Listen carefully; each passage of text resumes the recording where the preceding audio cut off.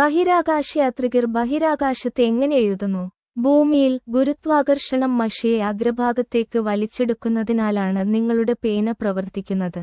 0 ഗുരുത്വാകർഷണത്തിൽ മഷി ട്യൂബിനുള്ളിൽ പൊങ്ങിക്കിടക്കുന്നു, ചലിക്കാൻ വിസമ്മതിക്കുന്നു. അതിനാൽ ഒരു സാധാരണ പേന ഉപയോഗശൂന്യമാകും. 1965-ൽ പോൾ സി ഫിഷർ ഇതിഹാസമായ സ്പേസ് പേന സൃഷ്ടിച്ചു.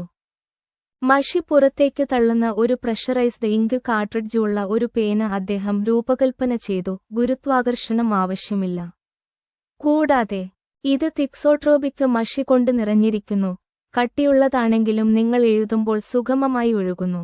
ഈ പേനയ്ക്ക് 0Gയിലും വെള്ളത്തിനടിയിലും തലകീഴായും -34°C മുതൽ 121°C വരെയും എഴുതാൻ കഴിയും.